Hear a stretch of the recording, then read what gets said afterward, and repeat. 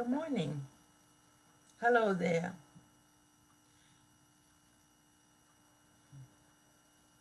Hi. Hello, friends. My name is Tamara Noel, and when I introduce myself, I like to first and foremost say that above all else, I'm a human being. I'm a person. And I think it's important that I do that. I do it because I want to first and foremost embrace my humanity. Remember daily to embrace my humanity, embrace that I'm a person, and also allowing others, giving others an opportunity to know me as a human being, as a person, and for them to be able to embrace me as a human being first and foremost. I think there's a need more than ever. There's a need for that in our society. Anyway, so first and foremost, I'm a person, I'm a human being. I serve humanity.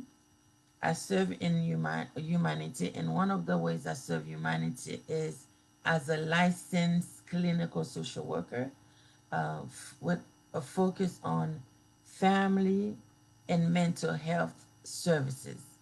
Um, so that's one of the ways I serve humanity.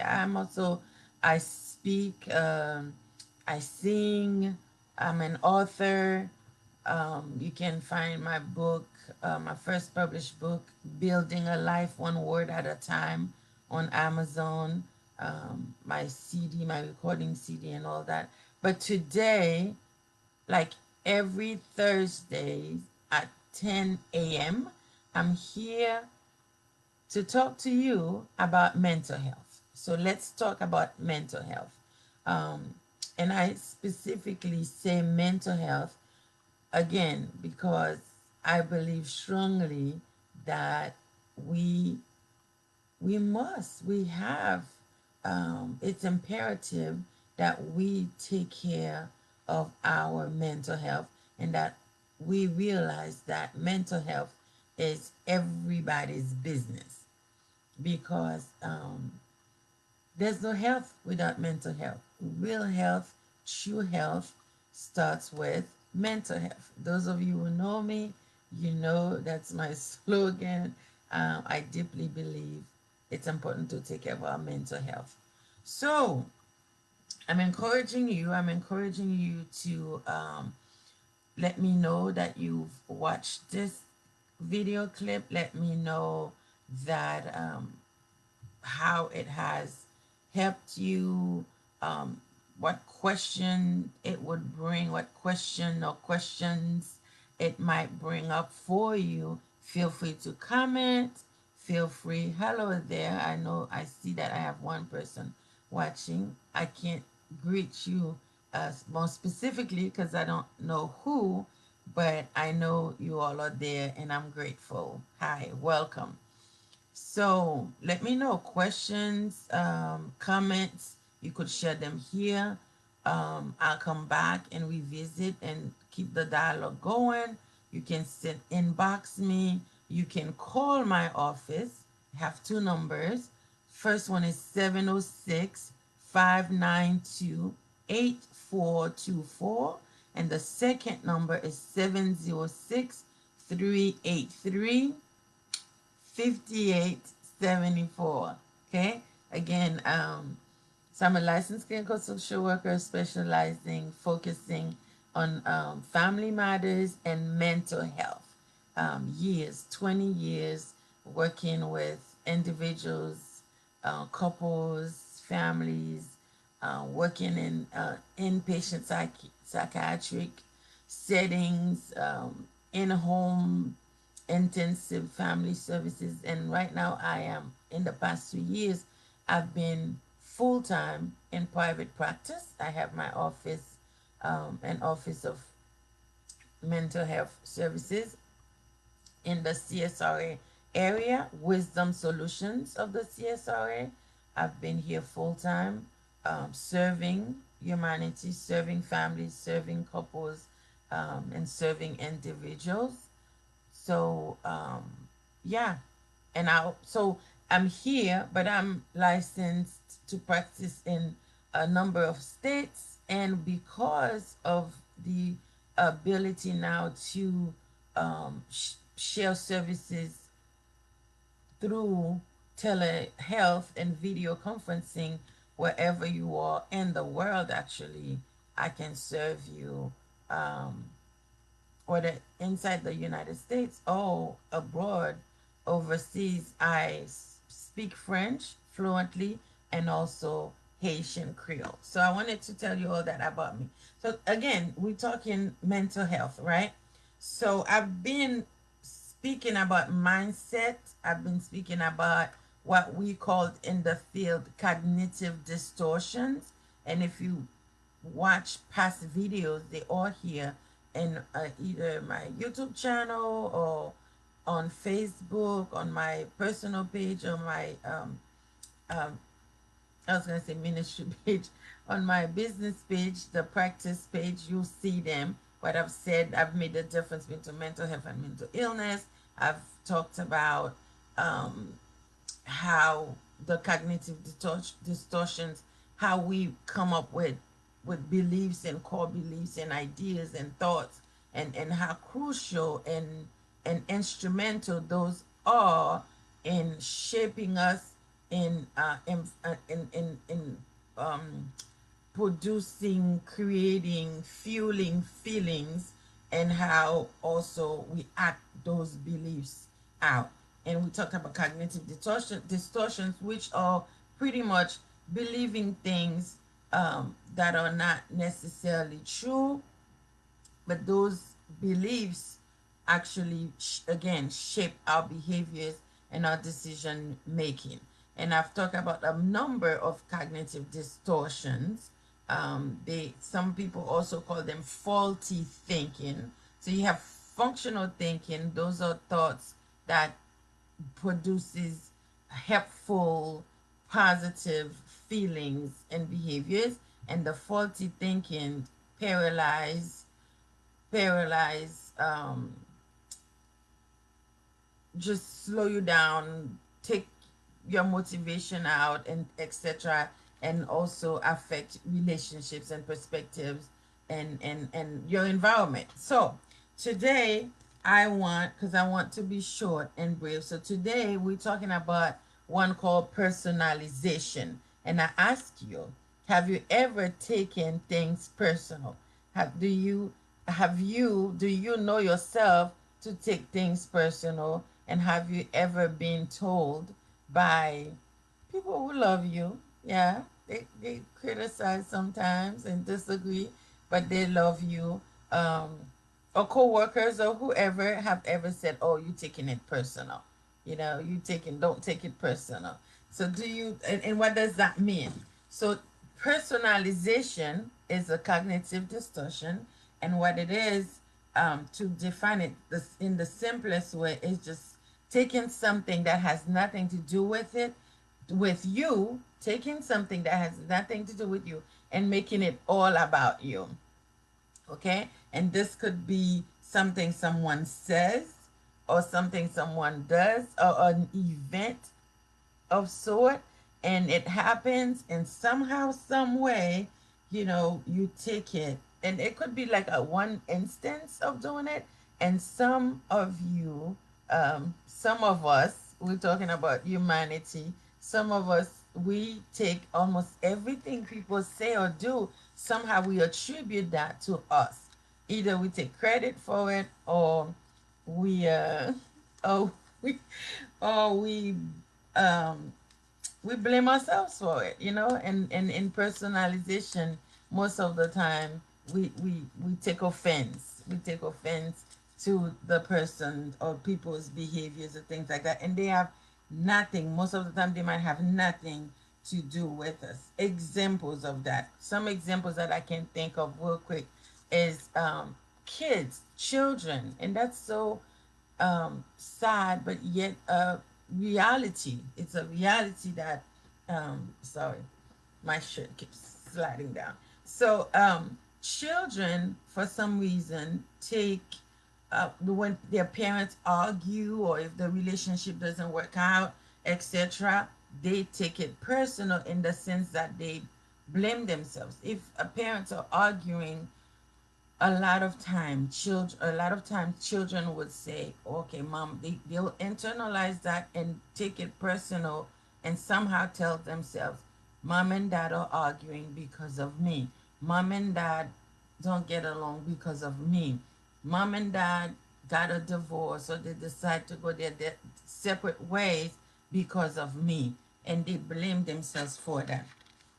Parents, parents with we do have responsibility towards our children, but when they are adults, parents with adult, full grown children find themselves taking responsibility, making their children behaviors or actions or decisions, choices, the choices that their adult kids make, they somehow make it about themselves and blame themselves and think, okay, he's doing that for me, he's punishing me for something I didn't do, or and in relationships, like in romantic relationships, a boyfriend who decides to be rude and yelled or um, shove you or try to control you, or a girlfriend, it's both ways, although the statistics show that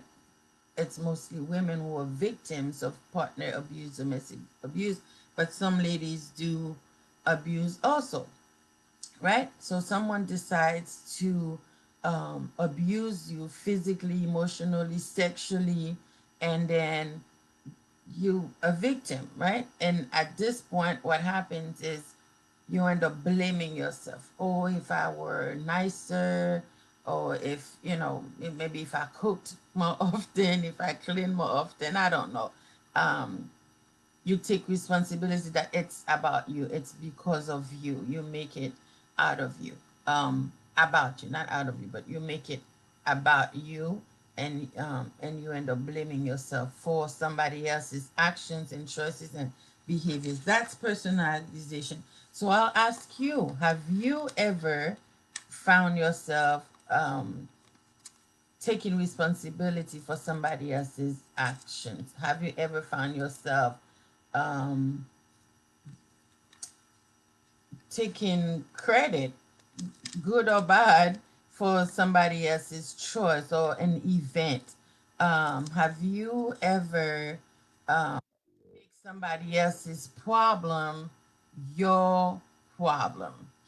And it's important to identify whose problem is it. My computer is talking to me. Whose problem is it? Have you ever found yourself in a situation of doing that? Let me give you a couple stories here to help you with that, to help make my point. So there's this. It's funny to me, but it's this story of a young lady, right, in a elevator, um, going. Let's say it was at school, and and there's a young man that she sees around, but the young man is a married man, with children. She knows that. He knows that. She's in the elevator going down, um, and the man started to go inside the elevator, and then he decided he's not going in. He turned around and didn't go inside the elevator. So she went down by herself. Till this day, she tells herself he didn't get in there because he's scared of being one on one with me, because he has this huge crush on me and he can't even look at me. He can't bear being in an elevator with me. And she could have told herself too that, okay, he hates me, he hates me, he can't stand me, and then she would be miserable. But she told herself she's such a knockout woman that the man didn't get in there because he's so attracted to her. So, but either way, however way she would have spent this, bottom line is she made it her own. She made it about her. So that's an example of personalization, and you cannot You cannot tell her, maybe the man forgot something. Maybe he was gonna go finish something, maybe, I don't know. But so that's an example. I'll give you another example that's more personal. My own example. There was a time in my life, um, way back then when I was single, living, and I had a roommate. I lived with a roommate.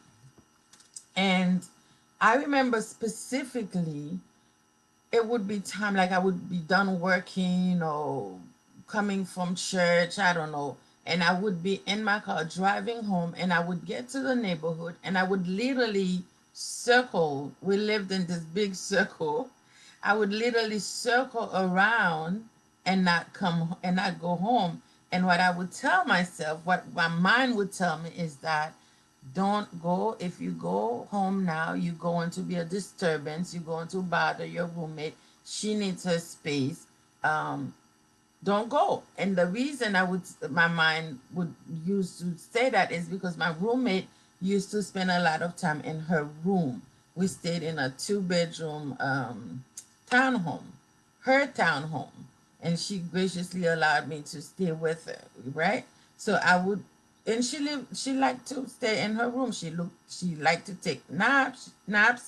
She liked to read. She would be on the phone with her friends. So she enjoyed her room, but it was her thing, but I made it my thing. It's because of me, you see? It's because of me that she's inside her room. If I weren't there, then she would be out.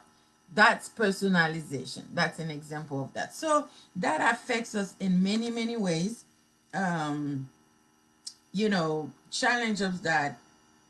Let me see. So yeah, I included that in the presentation, that it's challenging. It's not so helpful to us because it produces feelings that slow us down and make us feel bad inside. So it hurts our relationship with ourselves because we look down on ourselves, we blame ourselves, we carry guilt around, unnecessary guilt around, you know. And then it affects our relationship too, our relationships, because it keeps us from connecting with people, from being available to people. We stay to ourselves, and it could even bring feelings of resentment and just isolation, and ultimately rob you of your comfort and well-being, and also rob you of relationships with others. So what would I suggest for that? I would suggest that, allow people, I think what might help, allow people to walk and stand in their truth and their power. Allow people to just be and handle the stuff they want to handle. When they say, I'm upset about this, and believe, and they say this is what's going on, believe them and allow it to be about them and not about you. Allow people to own their own issues and their own problems, and also accept that life is not all about you. I mean, I know it for some of us it might sound, oh wow, really? But it's the truth. Life is not all about you, and most people really are handling their own issues, their own stuff, and they're not really worrying about us, and acting because of us, and doing everything they do because of us. So I think knowing that might help alleviate some of that pressure and benefit our mental health, yours and mine, right? Because we're all susceptible to those. So watch out for the personalization. Again, if you want to continue to talk about this or any other issues, whether it's an issue of mental health or dealing with a mental illness, of yourself or of a loved one, how to support in a relationship that you would like to improve, life challenges, give me a call, send me a message. I give you my number again, 706-592-8424, 706-383-5874. Go to my website, www.yourwisdomsolutions.com. okay? Or send me in box me and we'll talk, okay? Check me out Thursdays 10:30. Love you guys. God bless you. Thank you for being here, okay? This was Tamara Noel of the Wisdom Solutions of the CSRA. Ciao.